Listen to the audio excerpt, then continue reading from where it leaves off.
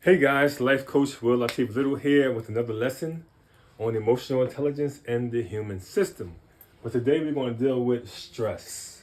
Stress is a big thing in our community today, especially after post-COVID. A lot of people are stressed out at work. They're leaving work. They're quitting work. You know, a lot of these jobs need emotional intelligence in their teaching and training their employees so they can know how to manage their stress better. Also, home is stressful, our environments are stressful, our community is stressful. We're stressing out about the things that we've been through in our own life. Our trauma is creating more stress. So, we want to talk about stress and how you need stress to fight stress. People try to avoid stress, but we can't avoid stress. There's no way you can avoid stress. So, just understand that, right? But we need stress to fight stress. What kind of stress do we need? We need healthy stress, right? So, not the stress that threatens you, but the stress that challenges you. All right, I'm telling you something about stress, right? Stress is the one thing that keeps you in puts you in survival mode, so you can survive. That's what it's about. You're surviving, but you're only supposed to be in stress for like a few minutes, not a whole week, month, year, lifetime. Like a lot of us are. We've been in stress mode since we were children because we grew up in houses of pain or we grew up in bad environments. So to keep a healthy mind, right, to deal with our mental health, I'm going to help break down some ideas, some keys about stress and what it is to understanding the human system, because it's really a lack of identity that we don't really know ourselves, and that's why personal development is very important. It's very personal to me, and it should be very personal to you. To what? To know yourself, to know how you function and how you operate, so you can operate in best practice in the pursuit of happiness and peace. So sharing with you guys about stress. Let's look at animals, how animals stress, because animals stress too. Right, you take a lion and a gazelle, right? The lion is preying on the gazelle. The gazelle sees the lion gives chase, the gazelle goes into stress mode. It's fearing, okay, body's sending that signal. His amygdala is sending a signal to his hypothalamus. So he's running, all the adrenaline pumping, cortisol is shooting through his body, everything, and he's creating more energy, he's more focused. And what he gotta do, he's hitting those turns, hitting those curves, the lion's on his heels, but he's not giving up, he's still pushing. Why? Because that blood is pushing, the heart is pumping really fast. In order to get his adrenaline running, his agility, his keenness is all there. And then once he gets out, he get away from that lion, the lion gets tired of chasing him, the gazelle is out, but he's chilling in the grass, he's grazing in the grass, relaxing. No longer thinking about that situation no more, not going back in his mind thinking about the lion chasing him. No, he's chilling, he's eating with his family, his crew. All right, so that was a healthy stress for him. He's been challenged, life and death situation. A lot of us too, we go into stress mode a lot because of what? Because the experience that we have, the things that we're seeing in real time, because we do go into stress off of things that we think about in our minds, also, what our brains carry. So in real time, we want to talk about that. When we see certain things, getting chased by a dog, getting hearing shots down the street, or fire in your house, things of that nature, real immediate danger. Of course, the amygdala, is going to send a signal up to the hypothalamus, right? And the hypothalamus is going to react to it, right? It's going to react. So it's going to shoot down to the adrenaline, right? And to the adrenaline going to shoot down to the, what's this word? How do you pronounce this word? Epin, I think it's epinephrine. Epinephrine. All right, it's the epinephrine. So the epinephrine actually goes into your blood. It shoots into your bloodstream, right, to create some more focus. Now you're focused.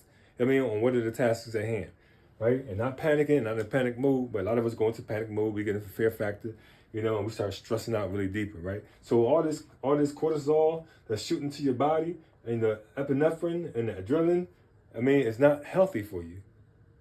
It's not healthy for you, especially when you're doing it over and over again. You're constantly in survival mode.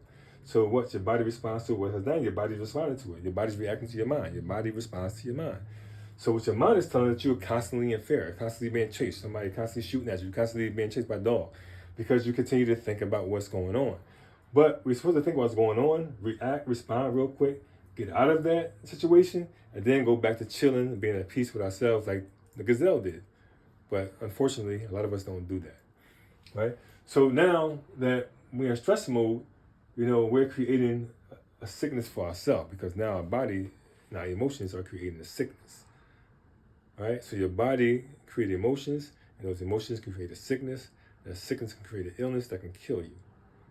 Understand that. That's how health is very important. Mental health is very important for your whole system. I'm gonna give you a little story about myself. When I first came into stress mode, and I realized I did something that I didn't know I can even do. I realized how I did it. So it kind of puzzled me a lot when I was younger. I was 12 years old.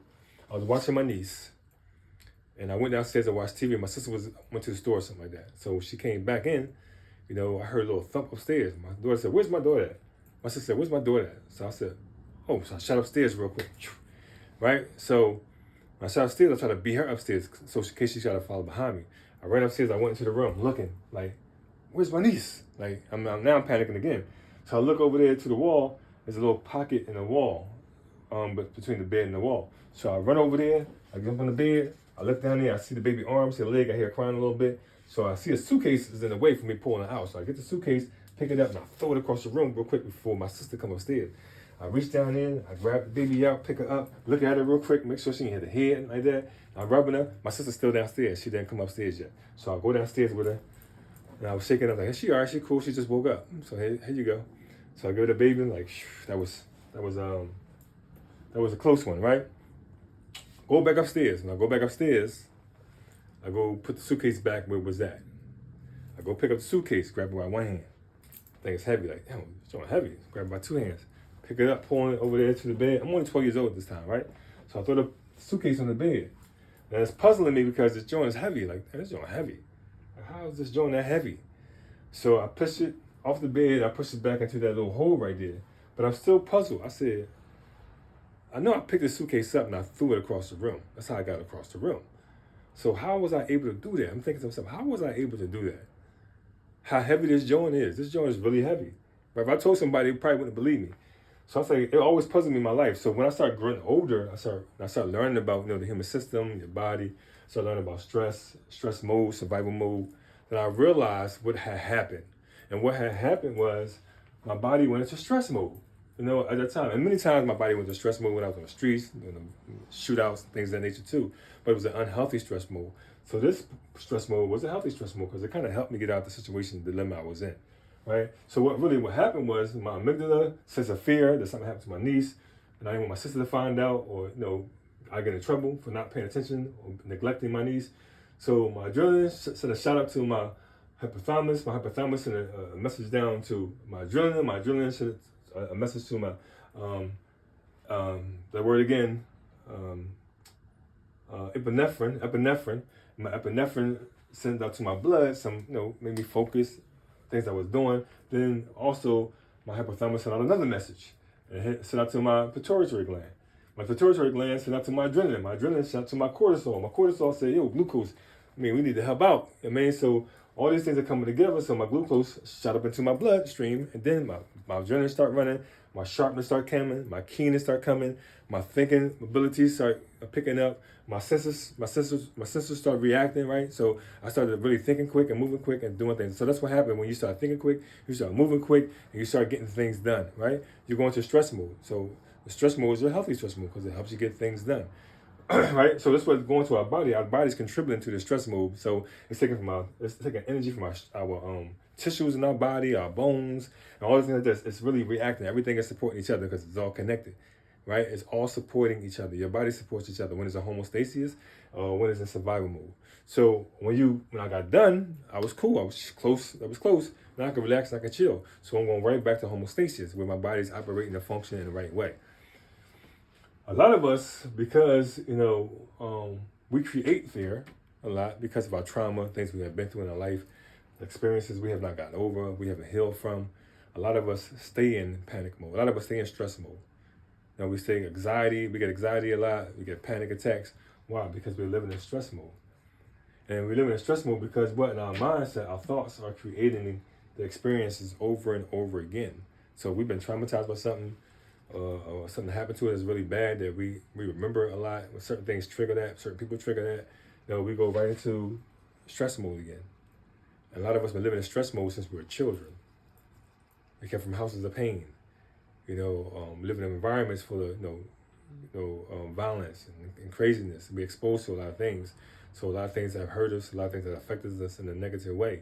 So we think negatively the majority of the time. So when things are happening, somebody can say your door's open at home, you think you got robbed. Somebody robbed your house, but you just left the door open.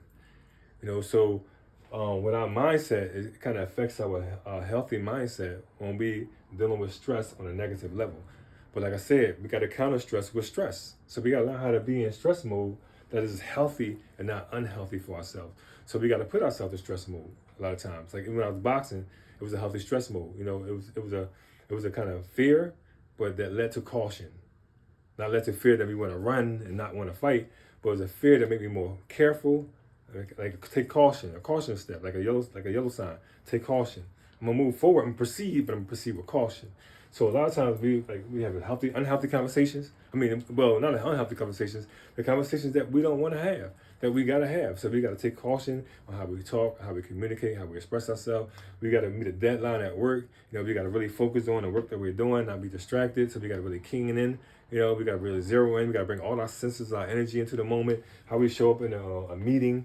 Sometimes, or how we show up at work, we gotta show up after we show up and really be intentional about producing or giving our all to the situation or scenario. So that's all in stress mode because you're thinking about how we're gonna show up. We're thinking about how we're gonna execute.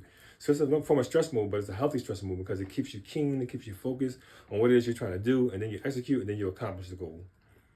So a healthy stress mode. So we counter stress, negative stress with positive stress. Stress at our threats or challenges, so the stress at us challenges. So we can help our prefrontal cortex be able to focus more on what is healthier for us to be in instead of what is unhealthy, what's actually killing us, which is the threats of stress. And most of the time it's the stress that we create ourselves, not nothing happening in real time. It's something that we're thinking about that's producing this kind of stress. A lot of us live in fear. So when we overcome the fear, which is the false fear, the fear, what we call acronym for,